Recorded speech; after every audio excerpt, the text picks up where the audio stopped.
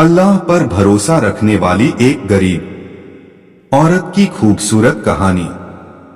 एक औरत कहती है कि मेरा आदमी किसी वजह से लंबे समय के लिए गायब हो गया। उस वक्त मैं एक कम उम्र बच्ची की मां भी थी, जबकि मेरा बूढ़ा बाप भी मेरे साथ ही रहता था। हमारी गुर्बत और मुफलिसी बहुत ज्यादा थी और अक्सर हमारे घर में खाने को कुछ भी नहीं होता था। अगर हम दिन में कुछ खा लेते तो रात में हमें भूखा ही सोना पड़ता था। सब्र के साथ हम लोग हर हाल में अल्लाह का शुक्र अदा करते थे। एक रात तो भूख और प्यास ने हमारा ऐसा इम्तिहान लिया कि इससे पहले कभी भी नहीं लिया था। मेरी बेटी को बहुत तेज बुखार आ गया था।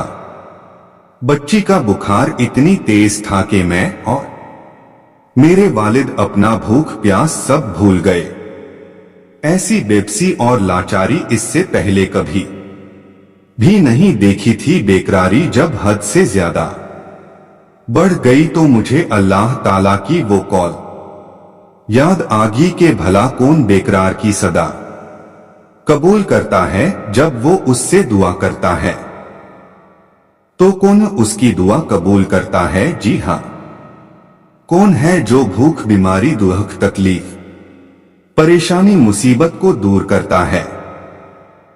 ये सब सोचकर जब मैं सुबह को उठी और वजू किया, पानी से पट्टी भीगाकर बच्ची के सर रखी, अल्लाह के हुजूर नमाज के लिए खड़ी हो गई। 2 रकात नमाज पढ़ने के बाद हाथ उठाकर बच्ची के लिए दुआ की और फिर उसके माथे से पट्टी उतारकर दोबारा पानी से भीगा कर रखी और फिर नमाज के लिए खड़ी हो गई। नमाज के बाद एक बार फिर बारगाह-ए-इलाही में हाथ उठाए, दुआ के बाद फिर से पानी की पट्टी बदली और दोबारा नमाज के लिए खड़ी हो गई। यह अमल मैंने कई बार दोहराया। जब मैं यह सब बार बार दोहरा रही थी तो उसी वक्त किसी ने दरवाजा खटखटाया। मेरे वालिद और मैं हैरान हो गए कि भला इतनी रात को कौन आ सकता है। मेरे वालिद ने पूछा कि दरवाजे पर कौन है, तो बाहर से जवाब आया कि मैं डॉक्टर हूँ। यह सुनकर मैं और मेरे वालिद एक दूसरे को हैरान होकर देख रहे थे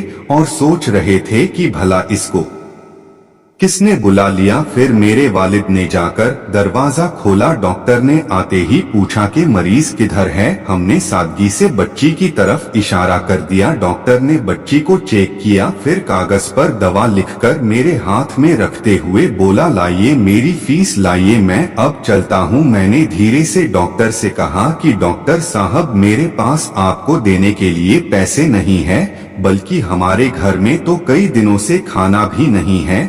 मेरा यह जवाब सुनते ही डॉक्टर गुस्से से बोला कि अगर तुम्हारे पास मुझे देने के लिए पैसे नहीं है तो मुझे आधी रात को फोन करके यो बुलाया। मेरी नींद क्यों खराब कि हम लोगों ने डॉक्टर के मुंह से टेलीफोन की बात सुनकर मुझे लगा कि डॉक्टर साहब गलती से हमारे घर में आ गया है। मैंने हिम्मत करके डॉक्टर को जवाब दिया कि डॉक्टर साहब, हमने आपको फोन करके नहीं बुलाया है, बल्कि हमारे पास तो टेलीफोन ही नहीं है।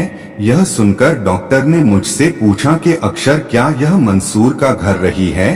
तो मैंने जवाब दिया, नहीं डॉक्टर साहब, मंसूर का घर तो हमारे बराबर में है।